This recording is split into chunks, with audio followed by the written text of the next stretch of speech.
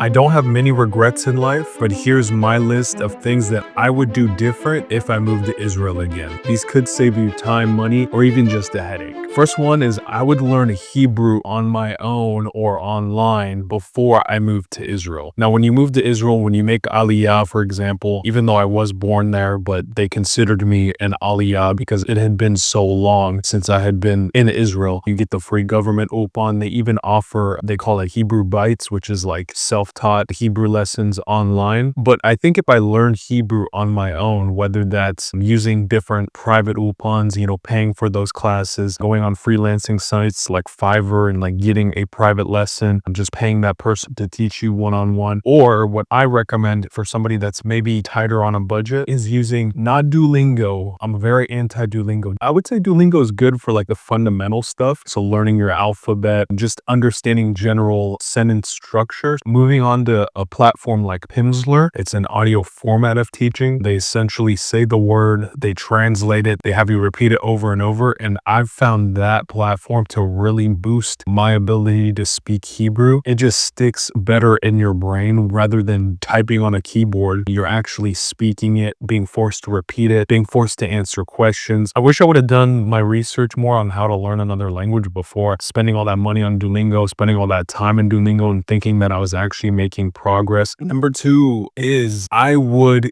get a part-time job there in Israel, somewhere where I'm having and being forced to interact with people, with Israelis on a regular basis, just to understand the culture, to make friends, just to be able to adapt better. For me, I already was working online in America. I had like social media consulting firm sounds like so official. I had like, a handful of clients that I was working with that I was helping with their social media and stuff like that. So it was in America. So I wasn't being forced to interact with Israelis. If you're in big tech, this might be easier for you as far as like having like a real career job in Israel, coming from America, coming and having some sort of adjacent skill or degree that would adapt well into Israel's economy. But obviously there's all types of jobs that are fine in Israel. A lot of the times people start fresh here. If you're kind of older, this might be tough, but if you're younger, you just got to bite the bullet, adapt, work hard, build a foundation. One of my friends, she was a bartender, so that forced her to really learn Hebrew because she wouldn't be able to understand people's,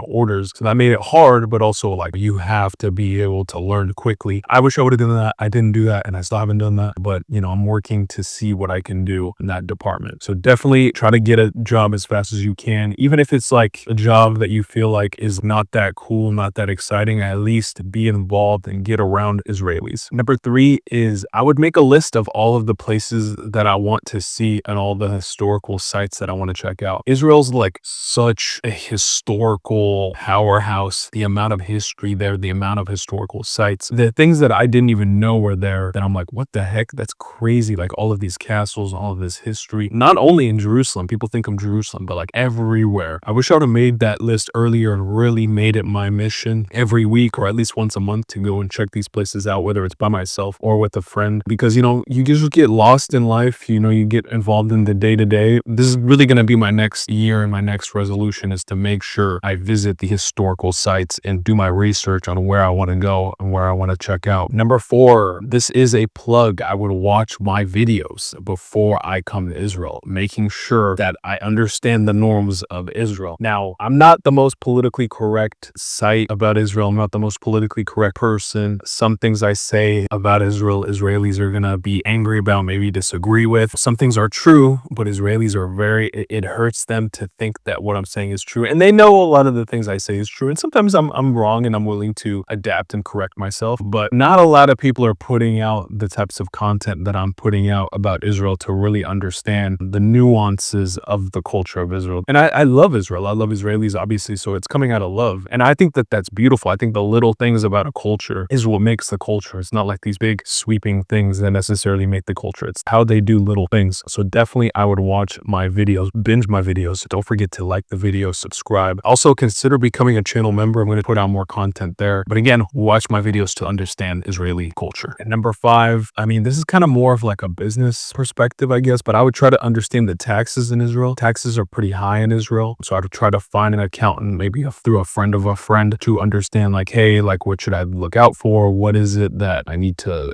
am I going to fall under double taxation? I would try to find an accountant to make make sure I'm at ease and I understand what my liability is. And this is where kind of AI is helpful. You shouldn't 100% rely on it. I use Grok, I don't use ChatGPT, but making sure that you have a general understanding of how it works. Number 6 is one that is more personal for me. Most people, when they move to Israel, especially if they're coming from America, they move to Tel Aviv. For me, I didn't do that. I moved to a small town. My parents live in that small town, which is why I moved there. And I don't really have any family in Tel Aviv. I have like one cousin. That's really it. A lot of my family lives in like Ashdod, Netanya. So my last tip is I would move to Tel Aviv. I didn't move to Tel Aviv. And really the main thing is when Tel Aviv is beautiful, you got the beaches, there's a lot of Americans, there's a lot of English speakers. You wouldn't think like, oh, well, you want to come to a country, you want to go to more like an Americanized version of that country. I would say that's not really necessarily the angle, I would say. I would just say it's a bigger city in general. I'm just a bigger city type of person. I've lived in Los Angeles, I've lived in Portland, Oregon, and even Portland, Oregon's kind of small for me. Tel Aviv is like the biggest metropolitan city in Israel. So I just feel more at home in a bigger city rather than a small city, even though growing up I was in a small city, but it was just like so boring. And again, the city I live in is pretty freaking boring. Also, I'm a single guy. I want to be around other single people like me. Maybe I'll move there eventually to Tel Aviv. There is like some weirdness there, of course, but again, keep in mind, I lived in Portland. I grew up in Oregon. So the weirdness in Tel Aviv is like nothing compared to Portland. So you got to understand what my neutral is and what I'm really generally used to. The caveat to that is if I came and I only lived in Tel Aviv, I definitely would recommend people to live in a smaller town. You live in a town outside of Tel Aviv because you're going to get a completely different culture. And that's what makes Israel beautiful. It's like such a small country, but there's such different vibes wherever you go, whether it's Haifa, Ashdod, Netanya, Jerusalem. There's so much to explore. And I think at least getting and tapping into big city vibes, small city vibes, or just different vibes is going to go a long way to really complete your experience in Israel. Again, short list. That's all I got for y'all. Appreciate y'all. I'm out. Peace.